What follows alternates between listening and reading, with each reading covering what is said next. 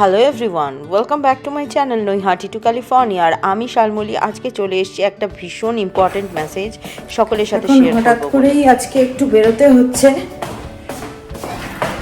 কারণ লাস্ট কদিন ধরে চোখে বেশ ব্যথা আর চোখটা বেশ সোয়েলিং হয়ে গেছে আমার অনেকটাই। তো তার জন্য আর চোখ বন্ধ করতে খুলতেও বেশ ব্যথা লাগছে। তো আজকে ভাবলাম যে না, এভাবে আর অনেক দিন হলো, তো অনেক বললো না, একটা ডক্টর কনসাল্ট করে নেওয়াই বেটার। তো এখন তাই জন্য সেখানেই যাচ্ছি। আর এত কম সময়ের মধ্যে আসলে আমরা অ্যাপয়েন্টমেন্টও পাইনি আমাদের কাছাকাছি। তো এখন যেতে হবে ফ্রিমন্টে, ডাবলিনের অপথ্যালমোলজি যে ক্লিনিক, সেখানে কোনো অ্যাপয়েন্টমেন্ট পাইনি এই সপ্তাহে। আজকেই পেলাম, তো আজকেই চলে যাচ্ছি আর কি।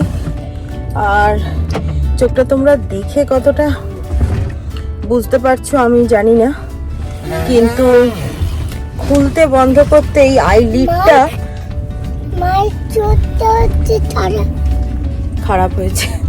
হ্যাঁ, এই আইলিডটায় ভীষণ ব্যথা লাগছে, ইভেন টু ডু দিস।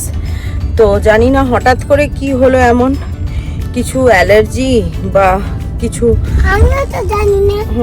হঠাৎ করে কি হলো এমন যে এতটা কষ্ট হচ্ছে, চোখ খুলতে বন্ধ করতেও বেশ ভিতরে একটা ইরিটেশন মতন হচ্ছে। তো দেখি, যাই ডাক্তারের কাছে। তো আজকে যেহেতু উইকডেজ, সকলেরই একটা আগে থেকে স্কেডিউল সেট করা থাকে, সেগুলোর আগেনস্টে গিয়ে আজকে এমার্জেন্সি যেহেতু এখন যাচ্ছি ক্লিনিকে।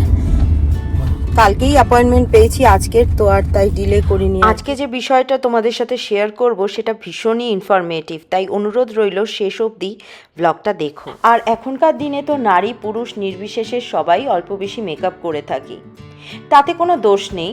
তবে মেকআপ করার পর মেকআপ রিমুভ না করলে কতটা যে বিপদে পড়তে হয়, সেটা আমি যদি নিজে আজকে না ফেস করতাম বুঝতামই না। ডাক্তার সমস্ত ধরনের চেক আপ করলো, আই প্রেশার দেখলো, আরও সমস্ত কিছু টেস্টও করলো। অনেকক্ষণ ধরে, প্রায় ঘন্টাখানেক ধরে চললো চেক আপ, বোঝার জন্য যে অ্যাকচুয়ালি কী এমন হয়েছে আমার চোখে, যেটা বাইরে থেকে সোয়েলিং তো হয়েইছে, কিন্তু তার থেকেও বেশি ভিতরের ইরিটেশনটা হচ্ছিল। চোখ খোলা আর বন্ধ করাটাও আমার জন্য কষ্টকর হয়ে গেছিল। তাই প্রায় 3-4 দিন রাত্রিবেলাও ঠিক করে ঘুমোতে পারছিলাম না। আর এই ব্যথার কারণেই পেন কিলারও খেতে হয়েছে। কিন্তু ভাবলাম যে আর নয়, এবার ডাক্তার দেখাতেই হবে, সামনে যাতে বড় কোনো বিপদের সম্মুখীন না হতে হয়। তো লাস্টে ডাক্তার দেখার পর যেটা বলল, সেটা শুনলে তোমরা চমকে যাবে।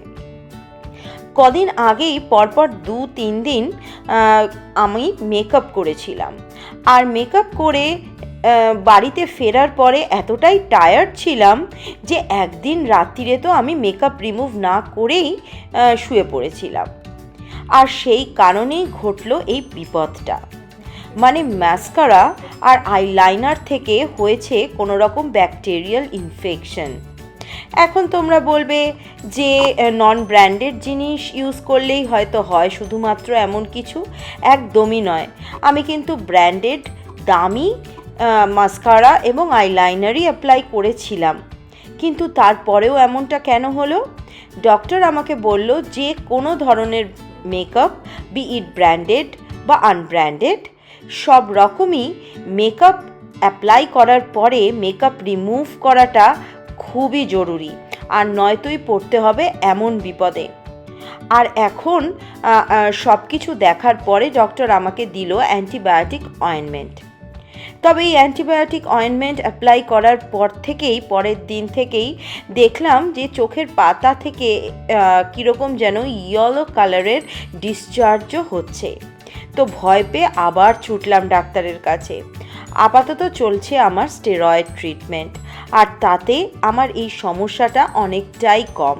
ইম্পর্টেন্ট ইনফরমেশনটাই তোমাদের সাথে শেয়ার করার ছিল, তাই ভাবলাম যে আমার ভিউয়ার্সদেরকেও জানাই। তবে বুঝলে তো, মেকআপ করা যতটা ইম্পর্টেন্ট, আর মেকআপ রিমুভ করা ঠিক ততটাই জরুরি। চলো আজ তবে আসি। আবার খুব শিগগিরই দেখা হবে আরেকটা নতুন ব্লগ নিয়ে।